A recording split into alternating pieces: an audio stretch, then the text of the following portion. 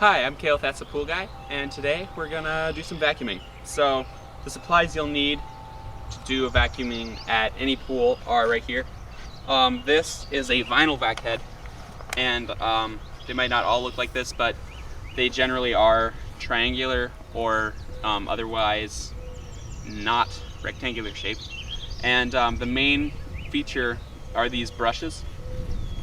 Basically they keep the suction, which comes out here, like a few inches off the liner so that it doesn't suck the liner up. So this is for a vinyl liner pool. It's generally gentler. And then this is the gunite or fiberglass head. And what this is designed for is closer contact. It's got higher suction. It's better for vacuuming, but if you use this on a vinyl liner, these wheels could damage the liner. It could cut the liner, and this could actually suck up the liner and cause it to move around and just be general not good. That is a vacuum hose, and you're going to need one of these if you want to vacuum, because vacuuming is actually exactly what it sounds like. You take the suction, which is usually from the skimmer here, and takes water off the top of the pool, and then you put it through the hose to the bottom of the pool to suck the debris off the bottom. And then you're going to need your pool pole with the standard head, so you can plug that into your vac head. So the first step to vacuuming is to prime the hose, and that means to fill the hose with water. The pool that I have here is a fiberglass pool, so I'll use the fiberglass or gunite head. The vinyl head, I could also use the vinyl head. You can use a vinyl head on that if you don't have a concrete or fiberglass head, but this is more effective at this specific job. So step one is to add the head onto your pole,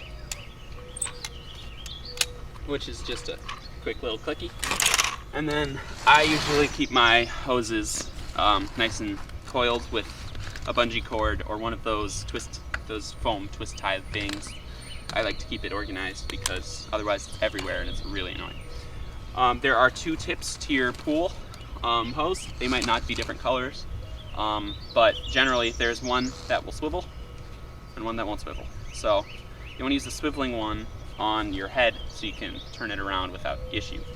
So you're going to go ahead and just kind of press that on over there, and it'll go right on top.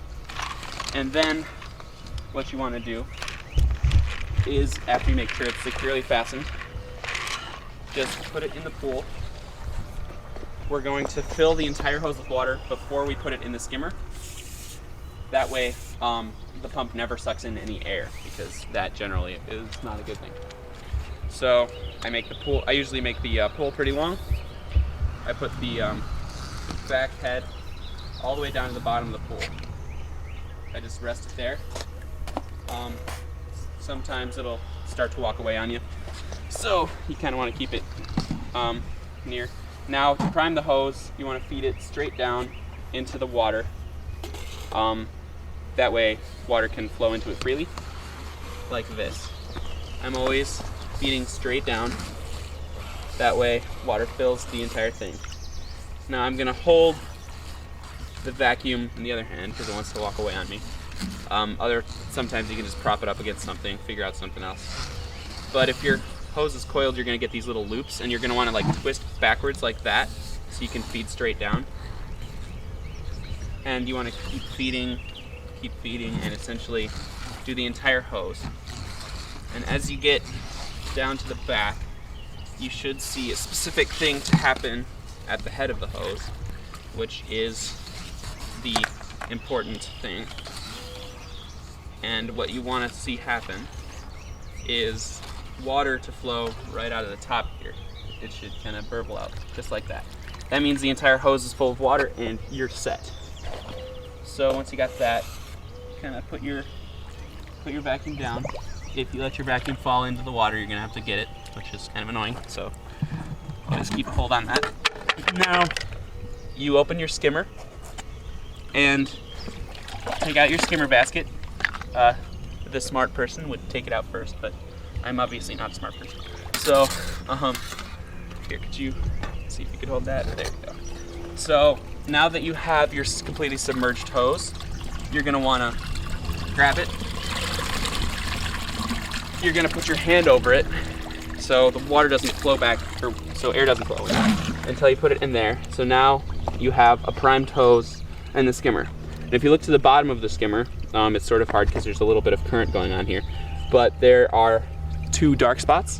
One of them is a hole and the other one is a plugged hole. So there could be two holes in yours, but only one of them is going to have suction.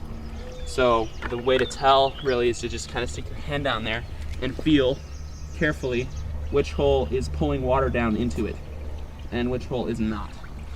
And you're gonna go to the pole, to the hole that is actually sucking water down, and you wanna put the head of the hose near it, and it should sort of immediately adhere and start sucking. And then the pool is now being vacuumed. All the section that was going through the skimmer is now on the bottom of the pool, and you can get it. Now if you see here, we have a little bit of dirt in the on the ledge there, and we're just gonna swing this around real quick, and it will, if we kind of agitate it a little bit, get it flowing, the dirt will be gone. That has been vacuumed up, and it will go up to the filter. Now, once you're done vacuuming, which I'm not, but for video purposes, I will do this now. We will go up to the equipment.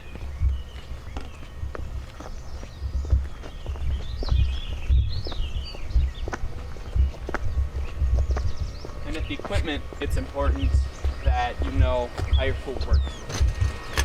This pool is a cartridge filter, which means there is a cartridge that cleans the water as it goes through inside this object. But essentially when you're done, you're going to want to backwash or clean out the filter, which we'll show you to do in a later video.